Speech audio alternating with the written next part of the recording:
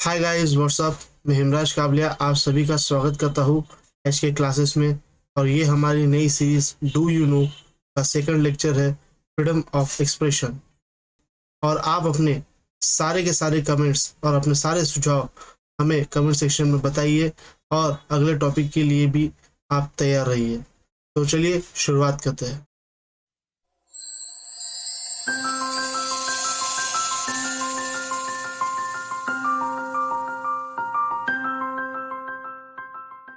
ये है मेरा फेसबुक लिंक और ये हमारे टेलीग्राम चैनल का link for the latest update and PDF. Join it. Question for the week. As per Indian Constitution, which article favors the passive euthanasia? Article 14, Article 21, Article 19 या Article 273? इसका जवाब आपको video के and में मिल जाएगा दोस्तों, तो हमारे साथ बने रहिए। चलिए आगे बढ़ते हैं।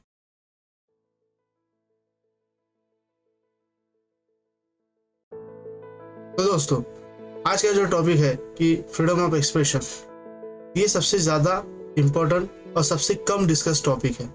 आज के पॉपुलर मीडिया में भी फ्रीडम ऑफ एक्सप्रेशन काफ़ी ज़्यादा इम्पोर्टेंट है, क्योंकि इस फ्रीडम ऑफ एक्सप्रेशन की शुरुआत कहाँ से हुई इसके बारे में काफ़ी कम जानकारी हमें होती है। तो फ्रीडम ऑफ एक्सप्रेशन आखिर होता क्या है? फ्रीडम ऑफ एक्सप्रेशन का मतलब है कि इंडिविजुअल ग्रुप या फिर किसी भी इंडिविजुअल, मतलब कोई एक पर्सन या फिर ग्रुप ऑफ पर्सन अपने बिलीफ, थॉट, आइडियाज और इमोशंस को आगे किसी और के सामने एक्सप्रेस कर सके, वो भी बिना किसी गवर्नमेंट सेंसरशिप के, पूरी तरीके से फ्रीली, किसी भी जगह इस विश्व में या फिर हमारे देश में या फिर किसी अदर कंट्री में भी। तो इसकी शुरुआत कहाँ से हुई? First amendment of US constitution. US का जो कॉन्स्टिट्यूशन था उसका जो फर्स्ट अमेंडमेंट था, और खासी तौर पर आप यहाँ पर उसके कई सारे अदर इमेजेस भी देख रहे हैं। तो इसके अंदर हुआ ये कि जो US के 4 फादर्स थे, खास तौर से जॉर्ज वॉशिंगटन, जिन्होंने उसकी स्थापना में काफ़ी प्रमुख भूमिका निभाई थी, उन्होंने रिलीजन, स्पीच और साथ ही साथ प्रेस, पिटीशन और असेंबली, इन सभी को मिला करके फर्स्ट अमेंडमेंट एक्ट के अंदर US के लोगों को बहाल किया फ्रीडम ऑफ एक्सप्रेशन, जिसे कलेक्टिवली हम फ्रीडम ऑफ एक्सप्रेशन कहते हैं, लेकिन इंडिया के अंदर इसे कुछ अलग नाम से जाना जाता है, जिसे हम आगे जाकर के इस वीडियो में देखेंगे। चलिए आगे बढ़ते हैं।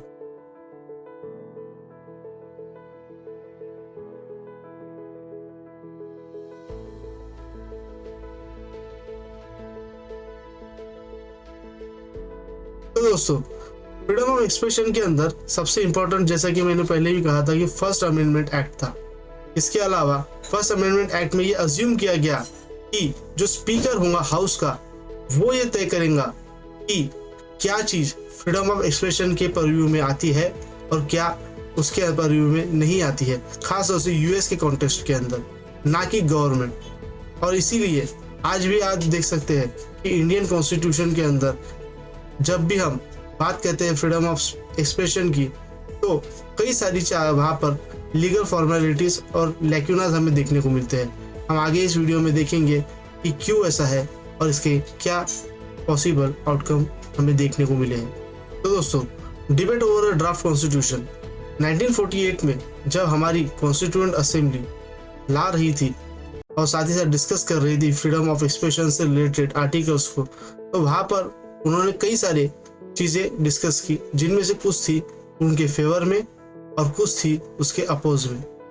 तो हमें यहाँ पर दोनों को ही डिस्कस करना है। सबसे पहली बात, जो फेवर में आर्गुमेंट दिए गए फ्रीडम ऑफ स्पीच के अंदर, कि फ्रीडम ऑफ एक्सप्रेशन और स्पीच की वजह से कई सारे जो नेशनलिस्ट लीडर्स हैं, जैसे कि VD सावरकर और भी कई लोग, जो कि अपने जीवन के अंदर, यहाँ तक कि डॉक्टर आम्बेडकर खुद भी एक जर्नलिस्ट के रूप में काम कर चुके थे, लेकिन चाहे सावरकर हो या आम्बेडकर हो, सभी को अपने अपने लेवल पर कई सारे चैलेंजेस को फेस करना पड़ा, क्योंकि कॉलोनियल गवर्नमेंट उन्हें अलाउ नहीं करती थी पूरी तरीके से फ्रीली वर्क करने के लिए।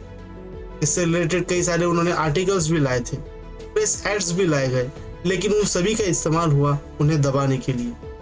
हालांकि कॉन्स्टिट्यूएंट असेंबली में जब डॉक्टर BR आम्बेडकर और बाकी सारे मेंबर्स डिस्कस कर रहे थे ड्राफ्ट कॉन्स्टिट्यूशन को, उनका ऐसा मानना था कि चूंकि अभी कॉलोनियल गवर्नमेंट नहीं है तो फ्रीडम ऑफ स्पीच और एक्सप्रेशन को हमें फेवर किया जा सकता है।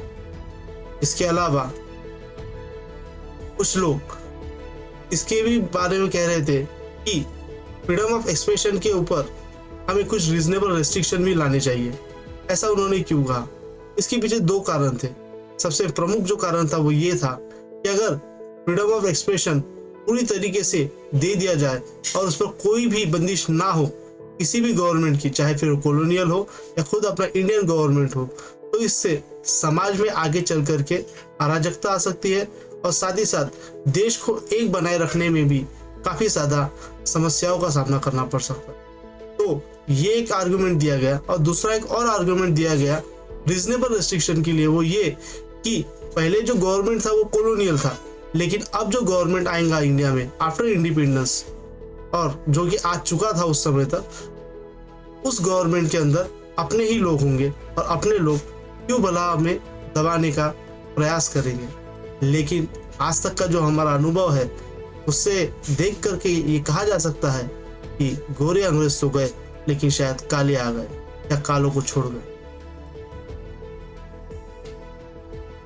तो दोस्तों, अब कॉन्स्टिट्यूशनल लॉस की बात कर ली जाए कि कई सारे ऐसे केसेस हुए हैं जहां पर हमें सुप्रीम कोर्ट ऑफ इंडिया के जजमेंट को देख करके ये पता चला कि फ्रीडम ऑफ एक्सप्रेशन की एक्सटेंट कहाँ तक है। जैसे कि Maneka Gandhi versus union of India case के अंदर सुप्रीम कोर्ट ने ये बात कही थी कि भले ही पूरी स्पेसिफिकली हम जोग्राफिकल बाउंड्रीज को डिफाइन नहीं कर सकते, लेकिन फ्रीडम ऑफ स्पीच और एक्सप्रेशन इसकी जोग्राफिकल बाउंड्रीज के बाहर भी एक्सटेंड हो सकती है और साथ ही साथ इंडियन सिटीजन हो चाहे ना हो, हमें उन सभी का ध्यान रखना चाहिए।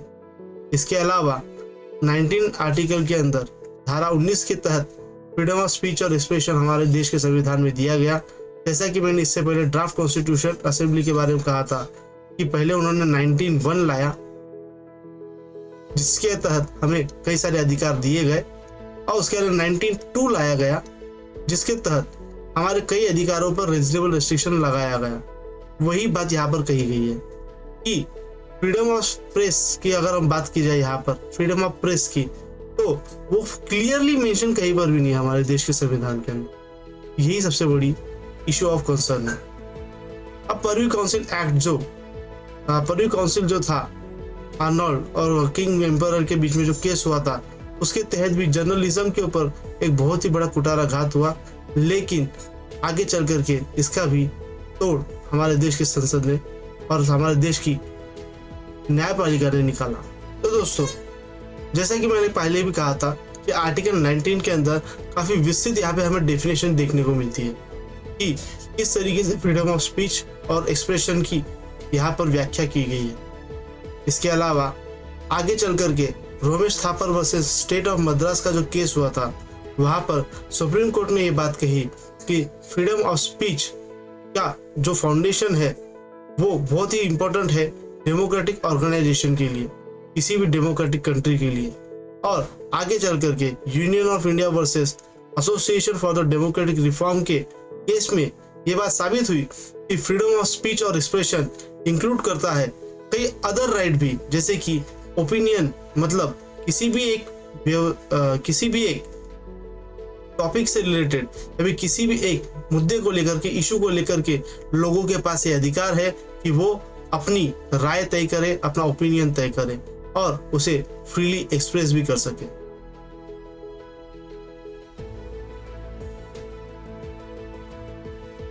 Indian express versus union of India का जो केस हुआ था, उसके तहत आगे चल करके कोर्ट ने अपनी इसे ड्यूटी माना कि फ्रीडम ऑफ प्रेस आगे चल करके जब भी इससे रिलेटेड कोई भी गवर्नमेंट किसी भी प्रकार का कोई ऐसा एक्ट लेकर के आती है या फिर कोई ऐसा लॉ लेकर के आती है जो अटैक करता हो किसी भी प्रेस के फ्रीडम के ऊपर, तो हम उसे अगेंस्ट जाकर के उसे नल एंड वॉइड डिक्लेयर कर देंगे। इसके अलावा फ्रीडम ऑफ प्रेस के 3 इंपॉर्टेंट कॉन्स्टिट्यूएंट है कि जिसे भले ही कहीं पर बताया ना गया हो, लेकिन जो होते हैं, जैसे कि freedom of access to all the sources of information, freedom of publication and freedom of circulation. हमें यूरोपियन यूनियन या फिर ऑस्ट्रेलिया या फिर अदर किसी भी अमेरिकन कंट्री के अंदर, चाहे फिर वो नॉर्थ अमेरिकन हो या साउथ अमेरिकन हो या फिर स्कैंडिनेवियन कंट्रीज हो, वहां पर ये तीनों पिलर्स देखने को मिलते हैं। हालांकि इंडिया के अंदर इसका कोई डिटेल हमें रूप देखने को नहीं मिलता। तो चलो दोस्तों बात करते हैं रेस्ट्रिक्शंस की। रेस्ट्रिक्शंस की जब मैं बात करता हूँ तो यहाँ पर आर्टिकल 19 के क्लॉज 2 के अंदर यहाँ पर कई सारे रेस्ट्रिक्शंस दिए गए हैं जिन्हें रीजनेबल रेस्ट्रिक्शन की लिस्ट में डाला गया है, जैसे कि सिक्योरिटी ऑफ स्टेट, राष्ट्र के सुरक्षा के हेतु, friendly relation with foreign state, public order को बनाए रखने के लिए डिसेंसी और मोरालिटी, ये भी काफ़ी इंपॉर्टेंट है, जिसके आगे चल के डिफेमेशन के केसेस भी यहाँ पर फाइल होते हुए देखने को मिलते हैं हमें, जैसे डिफेमेशन भी यहाँ पर दिया गया है। कंटेम्प्ट ऑफ कोर्ट, हालांकि इसकी कोई क्लियर डेफिनेशन नहीं है कंटेम्प्ट ऑफ कोर्ट क्या है, लेकिन यहाँ पर कोर्ट के कंटेम्प्ट मतलब कोर्ट के ऑर्डर्स के कंटेम्प्ट या फिर कोर्ट का पर्टिकुलरली कोर्ट के किसी जज के ऊपर अगर आपने जजमेंट के ऊपर उनके कुछ बात कह दी या फिर पर्सनल उन पर कोई अटैक कर दिया तो वहाँ पर भी कंटेम्प्ट ऑफ कोर्ट यहाँ पर आपको देखने को मिल सकता है। इसके अलावा incitement of to an offence, वो भी यहाँ पर आपको देखने को मिल सकता है, और साथ ही sovereignty and integrity of India, जहाँ पर आपको यूएपीए जैसे एक्ट देखने को मिलते हैं, है ना। तो चलिए आगे बढ़ते हैं। अब फ्रीडम ऑफ प्रेस जो है, इसे मैं इतना डिटेल में इसलिए डिस्कस कर रहा हूँ क्योंकि फ्रीडम ऑफ प्रेस आज हमें हमारे देश में धोखे में देखने को मिलता है। ऐसा इसलिए है क्योंकि ऑफिशियल सीक्रेट्स एक्ट ये कॉलोनियल लॉ है जो कि अभी तक बना हुआ है। इसके अलावा डिफेमेशन के कई सारे केसेस फाइल किए जाते हैं आर्टिकल 19(2) के अंतर्गत, और साथ ही यूएपीए भी लाया गया है।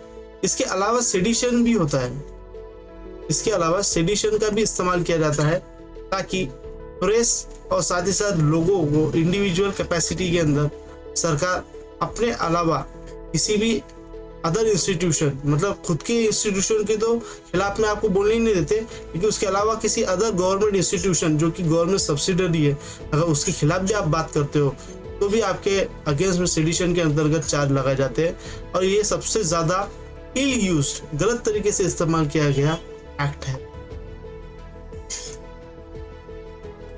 सेडिशन की बात करें, यहाँ पर हम डिटेल में सेडिशन की बात करेंगे, जैसे कन्हैया कुमार का अगर कोई केस हो जहाँ पर हमें देखने को मिलता है कि सेडिशन के अंदर किस तरीके से उसे गलत तरीके से इस्तेमाल किया गया है, 3 साल के बारे में चार्जशीट फाइल की जाती है। इसके अलावा JNK की अगर बात की जाए तो वहाँ पर भी कई सारे सेडिशन के केसेस फाइल किए गए वहाँ के लोकल लीडर्स के अगेंस्ट में। तो सेडिशन होता क्या है, यहाँ पर आप देख सकते हैं कि वर्ड या फिर किसी भी तरीके से बोला गया या फिर लिखा गया या फिर छापा गया या किसी तरीके सिंबल या साइन का इस्तेमाल करके अगर आपने कोशिश की गई हेट्रेड या फिर हेट्रेड फैलाने की या फिर कंटेम्प्ट किया है गवर्नमेंट का या फिर किसी गवर्नमेंट इंस्टीट्यूशन का, जहाँ पर जिससे कि लोग एक्साइट हो जाए या फिर अटेम्प्ट करे किसी भी प्रकार से डिसअफेक्शन फैलाने के लिए गवर्नमेंट के अगेंस्ट में, तो वहां पर आपके खिलाफ सेडिशन का चार्ज लगाया जा सकता है। ये कॉलोनियल एरा का लॉ है जिससे अब तक बदला नहीं गया है। यहाँ पर आप सेडिशन से रिलेटेड दोस्तों कुछ डेफिनेशंस को देख सकते हो कि किस तरीके से सेडिशन का इस्तेमाल किया गया है। यहाँ पर कुछ केस से यहाँ पे मैंने आपको दिए गए case studies Kedarnath versus state of Bihar के अंदर, जहाँ पर सेडिशन की वैलिडिटी को अपहेल्ड किया गया था। ठीक है, तो दोस्तों क्वेश्चन फॉर द वीक जिस तरीके से मैंने आपको कहा था कि पैसिव यूथेनेशिया इंडियन कॉन्स्टिट्यूशन को कहाँ पर फेवर करता है, मतलब किस आर्टिकल के तहत ये फेवर किया जाता है, तो वो है आर्टिकल 21 जो इसको सपोर्ट करता है। लेकिन एक्टिव और पैसिव यूथेनेशिया में यहाँ पर फर्क है। अगर समझ लीजिए कोई योगी है या फिर कोई सेज है और वो खुद की खुशी से जिन्होंने अपने पूरी जिंदगी एक खास तरीके से बिताई है, अब चाहते हैं कि वो यूथेनेशिया ले ले, तो पैसिव यूथेनेशिया के लिए यहाँ पर एक्सेप्टेंस है। एक्टिव यूथेनेशिया के लिए हमारे देश में कोई एक्सेप्टेंस नहीं है। हालांकि कुछ कंट्रीज में यहाँ पर हमें एक्टिव यूथेनेशिया भी देखने को मिलता है। ठीक है, उसके लिए मेडिकल टर्मिनोलॉजी से medical Like, share and comment to this video. Subscribe HK Classes.